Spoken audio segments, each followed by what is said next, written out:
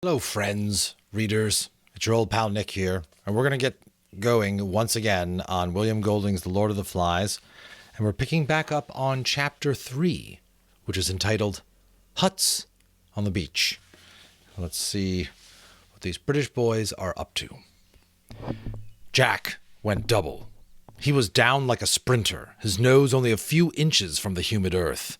The tree trunks and the creepers that festooned them lost themselves in the green dusk 30 feet above him, and all about was the undergrowth. There was only the faintest indication of a trail here, a cracked twig and what might be an impression of one side of a hoof. He lowered his chin and stared at the traces as though he would force them to speak to him. Then, dog-like, uncomfortably on all fours and yet unheeding his discomfort, he stole forward 5 yards and stopped. There was a loop of creeper with a tendril pendant from a node. The tendril was polished on the underside.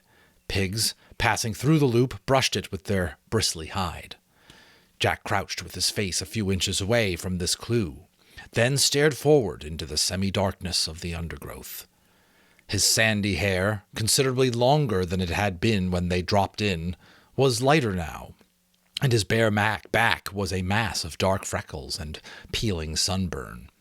A sharpened stick about 5 feet long trailed from his right hand, and except for a pair of tattered shorts held up by his knife belt, he was naked. He closed his eyes, raised his head, and breathed in gently with flared nostrils, assessing the current of warm air for information. The forest and he were very still. I don't think I need to tell you that's a great example of an author showing us and not telling us that time has passed. At length he let out his breath in a long sigh and opened his eyes. They were bright blue, eyes that in this frustration seemed bolting and nearly mad. He passed his tongue across dry lips and scanned the uncommunicative forest. Then again he stole forward and cast this way and that over the ground. The silence of the forest was more oppressive than the heat, and at this hour of the day there was not even the whine of insects. But only when Jack himself roused a gaudy bird from a primitive nest of sticks was the silence shattered, and the echoes set ringing by a harsh cry that seemed to come out of the abyss of ages. Jack himself shrank at this cry with a hiss of indrawn breath, and for a minute became less a hunter than a furtive thing, ape-like among the tangle of trees. Then the trail, the frustration, claimed him again, and he searched the ground avidly.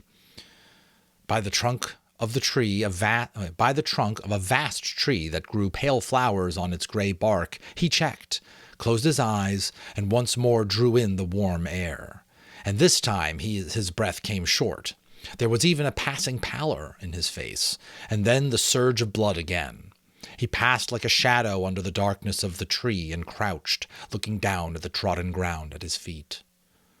The droppings were warm. They lay piled among turned earth. They were olive green, smooth, and they steamed a little. Jack lifted his head and stared at the inscrutable masses of creeper that lay across the trail. Then he raised his spear and sneaked forward. Beyond the creeper, the trail joined a pig run that was wide enough and trodden enough to be a path. The ground was hardened by an accustomed tread, and as Jack rose to his height he heard something moving on it. He swung his right arm and hurled the spear with all his strength. From the pig run came the quick, hard patter of hooves, a castanet sound, seductive, maddening, the promise of meat. He rushed out of the undergrowth and snatched up his spear. The pattering of pigs' trotters died away in the distance. Jack stood there, steaming with sweat, streaked with brown earth, stained by all the vicissitudes of a day's hunting. Swearing, he turned off the trail and pushed his way through the forest until the forest opened up a little, and instead of bald trunks supporting a dark roof there were light gray trunks and crowns of feathery palm. Beyond these was the glitter of the sea, and he could hear voices. Ralph was standing by a contraption of palm trunks and leaves, a rude shelter that faced the lagoon and seemed very near to falling down. He did not notice when Jack spoke. "Got any water?" Ralph looked up, frowning, from the complication of leaves. He did not notice Jack even when he saw him. "I said, have you got any water? I'm thirsty." Ralph withdrew his attention from the shelter and realized Jack with a start. "Oh, hello. Water? There by the tree. Ought to be some left." Jack took up the coconut shell that brimmed with fresh water from among a group that was arranged in the shade and drank. So you can tell they're getting a bit more organized for boys. The water splashed over his chin and neck and chest. He breathed noisily when he was finished. "Needed that." Simon spoke from inside the shelter. "Up a bit." Ralph turned it to the shelter and lifted a branch with a whole tiling of leaves. The leaves came apart and fluttered down. Simon's contrite face appeared in the hole. "Sorry." Ralph surveyed the wreck with distaste. "Never get it done." He flung himself down at Jack's feet. Simon remained, looking out of the hole in the shelter. Once down, Ralph explained, "Been working for days now, and look." 2 shelters were in position, but shaky. This one was a ruin. "And they keep running off. You remember the meeting? Everyone was going to work hard until the shelters were finished. Except me and my hunters. Except the hunters. Well, the little ones are," he gesticulated, sought for a word. "They're hopeless. The older ones are not much better. D'you see? All day I've been working with Simon. No one else. They're off bathing, or eating, or playing." Simon poked his head out carefully. "You're chief. You tell 'em off." Ralph lay flat and looked up at the palms and the sky. "Meetings. Don't we love meetings? Every day. Twice a day we talk." He got on one elbow. "I bet if we blew the conch this minute they'd come running. Then we'd be, very solemn, and everybody would say we ought to build a jet or a submarine or a TV set. When the meeting was over, they'd work for 5 minutes, then wander off and go fishing." Jack flushed. "We want meat." "Well, we haven't got any." "Oh. Well, we haven't got any yet. And we want shelters. Besides, the rest of your hunters came back hours ago. They've been swimming." "I went on," said Jack. "I let them go. I had to go on. He tried to convey the compulsion to track down and kill that was swallowing him up. The madness came into his eyes again. "I thought I might kill." "But you didn't." "I thought I might." Some hidden passion vibrated in Ralph's voice. "But you haven't yet." His invitation might have passed as casual were it not for the undertone. "You wouldn't care to help out with the shelters, I suppose?" "We want meat, and we don't get it." Now the antagonism was audible. "But I shall. Next time. I've got to get a barb on the spear. We wounded a pig and the spear fell out. If we could only make barbs." "We need shelters." Suddenly Jack shouted in rage. "Are you accusing?" "All I'm saying is we've worked dashed hard. That's all." They were both red in the face and found looking at each other difficult. Ralph rolled on his stomach and began to play with the grass. "If it rains like we dropped in, we'll need shelters, all right. And then another thing. We need shelters because of the—" He paused for a moment, and they both pushed their anger away. Then he went on with the safe, changed subject. "You've noticed, haven't you?"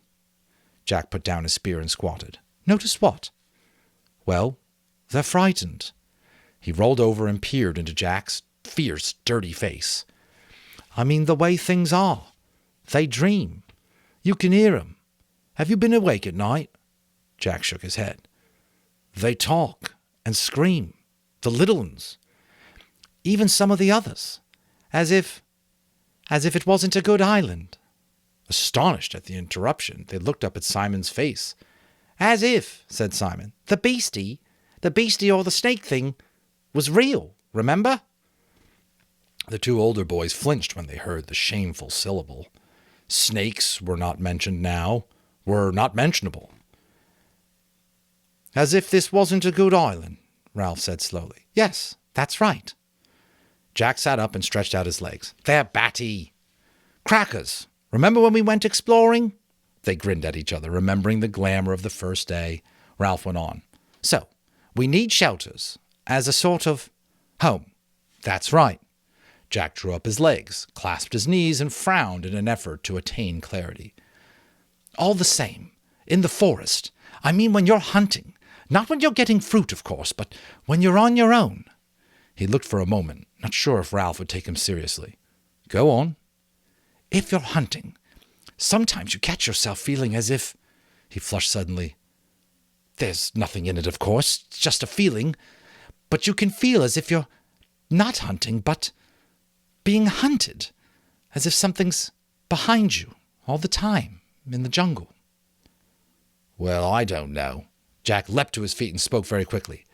"That's how you can feel in the forest. Of course there's nothing in it. Only... He took a few rapid steps toward the beach, then came back. I know how they feel. See? That's all." "The best thing we can do is get ourselves rescued." Jack had to think for a moment before he could remember what rescue was. "Rescue? Yes, of course. All the same, I'd like to catch a pig first." He snatched up his spear and dashed it into the ground. The opaque, mad look came into his eyes again. Ralph looked at him critically through his tangle of fair hair. "So long as your hunters remember the fire—" "You and your fire!" The two boys trotted down the beach and, turning at the water's edge, looked back at the pink mountain. The trickle of smoke sketched a chalky line up the solid blue of the sky, wavered high up, and faded. Ralph frowned. "I wonder how far off you can see that." "Miles. We don't make enough smoke." The bottom of the trickle, as though conscious of their gaze, thickened into a creamy blur which crept up the feeble column. "They've put on green branches," muttered Ralph. "I wonder." He screwed up his eyes and swung round to search the horizon. "Got it!" Jack shouted so loudly that Ralph jumped up. "What? What? Where? Is it a ship?" But Jack was pointing high to the high declivities that led down from the mountain to the flatter part of the island. "Of course! They'll lie up there. They must, when the sun's too hot." Ralph gazed bewildered at his rapt face. They get up high and in the shade, resting during the heat, like cows at home." "I thought you saw a ship." "We could steal up on one, paint our faces so they wouldn't see, perhaps surround them, and then—" Indignation took away Ralph's control. "I was talking about smoke. Don't you want to be rescued? All you can talk about is pig, pig, pig." Oh, sorry, I kind of had that switched. I'm trying to do sort of like a bit of a London accent for Ralph, and for Jack, just a bit more of a bookish prep school sort of vibe, since they clearly came from some sort of private school, him and his choir. The indignation took away Ralph's control. "I was talking about smoke. Don't you want to be rescued? All you can talk about is pig, pig, pig. But we want meat. And I work all day with nothing but Simon, and you come back and don't even notice the huts. I was working too, but you like it," shouted Ralph. "You want to hunt, while I—" They faced each other on the bright beach, astonished at the rub of feeling. Ralph looked away first, pretending interest in a group of little uns on the sand. From beyond the platform came the shouting of the hunters in the swimming pool. On the end of the platform, Piggy was lying flat, looking down into the brilliant water. "People don't help much." He wanted to explain how people were never quite what you thought they were. "Simon, he helps." He pointed at the shelters. "All the rest rushed off. He's done as much as I have. Only Simon's always about." Ralph started back to the shelters with Jack by his side. "Do a bit for you," muttered Jack, "before I have to bathe." "Don't bother." But when they reached the shelters, Simon was not to be seen. Ralph put his head into the hole, withdrew it, and turned to Jack. "He's buzzed off." "Got fed up," said Jack, "and gone for a bathe." Ralph frowned. "He's queer. He's funny." Jack nodded, as much for the sake of agreeing as anything, and by tacit consent they left the shelter and went toward the bathing pool. "And then," said Jack, "when I've had a bath and something to eat, I'll just trek over to the edge of the other side of the mountain and see if I can see any traces. Coming?" "But the sun's nearly set." "I might have time." They walked along, two continents of experience and feeling, unable to communicate. Of course, I mean, if you're picking up on this, I think that's why it's so great for school lessons and so on. You can already see how this is down to kids on an island, but even how nations to leaders or whatever, they have different ways of viewing things through the lens of their own upbringing, their own backgrounds, their own subculture, if you will, and they're feeling that difference of perspective, of priorities, and things like that. If I could only get a pig. Come back to the shelter. They looked... Oh, wait. Where were we? I had a bathing somebody. I'll just try to coming over. 2 continents of experience, unable to communicate. Excuse me. If I could only get a pig. I'll come back and go on with the shelter. They looked at each other, baffled in love and hate. All the warm salt water of the bathing pool and the shouting and the splashing and laughing were only just sufficient to bring them together again. Simon was not in the bathing pool, as they had expected. When the other 2 had trotted down to the beach to look back at the mountain, he had followed them for a few yards and then stopped. He stood frowning down at a pile of sand at the beach where somebody had been trying to build a little house or hut. Then he turned his back on this and walked into the forest with an air of purpose. He was a small, skinny boy, his chin pointed, and his eyes so bright that they had deceived Ralph into thinking him delightfully gay and wicked. The coarse mop of black hair was long and swung down, almost concealing a low-brow forehead. He wore the remains of shorts, and his feet were bare like Jack's. Always darkish in color, Simon was burnt by the sun into a deep tan that glistened with sweat. He picked his way up the scar, past the great rock where Ralph had climbed on the first morning, then turned off to his right among the trees. He walked with an accustomed tread through the acres of fruit trees where the least energetic could find an easy, if unsatisfying, meal. Flower and fruit grew together on the same tree, and everywhere was the scent of ripeness and the booming of 1,000,000 bees at pasture. Here the little ones who had run after him caught up with him. They talked, cried out unintelligibly, lugged him towards the trees. Then, amid the roar of bees and the afternoon sunlight, Simon found for them the fruit they could not reach, pulled off the choicest from up in the foliage, and passed them back down to the endless outstretched hands. That's a really cute scene. The little one watched him inscrutably over double handfuls of ripe fruit. Simon turned away from them and went where the just perceptible path led him. Soon high jungle closed in. Tall trunks bore unexpected pale flowers all the way up to the dark canopy where life went on, clamorously. The air here was dark too, and the creepers dropped their ropes like the rigging of foundered ships. His feet left prints in the soft soil, and the creepers shivered throughout their lengths when he bumped them. He came at last to a place where more sunshine fell.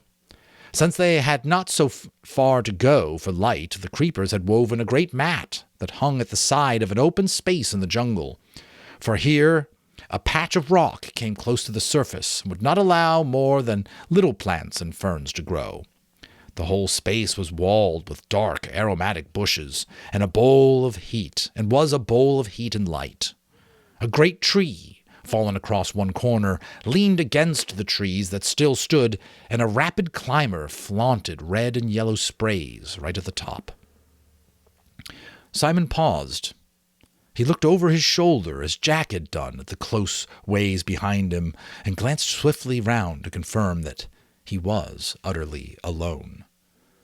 For a moment his movements were almost furtive. Then he bent down and wormed his way into the center of the mat. The creepers and bushes were so close that he left his sweat on them, and they pulled together behind him. When he was secure in the middle, he was in a little cabin screened off from the open space by a few leaves. He squatted down, parted the leaves, and looked out into the clearing. Nothing moved but a pair of gaudy butterflies that danced round each other in the hot air. Holding his breath, he cocked a critical ear at the sounds of the island. Evening was advancing toward the island. The sounds of the bright, fantastic birds, the bee sounds, even the crying of the gulls that were returning to their roosts among the square rocks were fainter. The deep sea, breaking miles away on the reef, made an undertone less perceptible than the susurration of the blood, sound of blood pumping. Simon dropped the screen of leaves back into place. The slope of the bars of honey-colored sunlight decreased. They slid up the bushes, passed over the green candle-like buds, and moved up toward the canopy. The darkness thickened under the trees. With the fading of the light, the riotous colors died, and the heat and urgency cooled away. The candle buds stirred. Their green sepals drew a black little and drew back. Oh, sorry. Their green sepals drew back a little, and the white tips of the flowers rose delicately to meet the open air. Now the sunlight had lifted clear of the open space and withdrawn from the sky. Darkness poured out, submerging the ways between the trees till they were dim and strange as the bottom of the sea. The candle buds opened, their wide white flowers glimmering under the light that had pricked down from the first stars. Their scent spilled out into the air and took possession of the island. That's the end of chapter 3. Almost like a little vignette there, a little segue. Felt very much like tuning into that the boys are connecting with nature. They're connecting with sort of the work. They're connecting with their desires, their sort of inner self. And you're seeing it start to almost blossom and bloom within each of these boys. What do I really want? What am I really about? Left to my own devices, where do I want to go? What do I want to do? So somewhat beautiful. Also, just again, like I told you at the first video, just this undertone of foreboding throughout the whole book. It's really quite a thrill. So I hope you enjoy it. There's a short one here, but I'll be back with chapter 4, which is painted faces and long hair. Sounds like it's going to get even a little bit more wild. Stick with me. We'll see you on the next one. Hello, and welcome back to this bittersweet dramatic reading, because that's right, it's the last recording of the last installment of, you might say, of The Last Unicorn by the great Peter S. Beagle. Thank you for being with me all the way here to the end. We had a very dramatic session last time, over an hour, that session. How about that? And we are at the end. We're going to see how things sort of conclude and wrap up for our heroes now that King Hagrid's castle has crumbled into the ocean. The unicorns are back loose upon the earth. Chapter 14, last one. Once the sea had taken back their diamond-shaped footprints, there was no sign that they had ever been there, any more than King Hagrid's castle had been. The only difference was that Molly Grew remembered unicorns very well.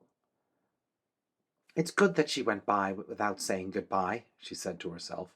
"I would have been stupid. I'm going to be stupid in a minute, anyway, but it really is better like this."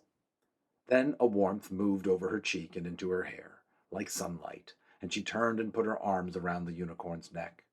"Oh, you stayed," she whispered. "You stayed."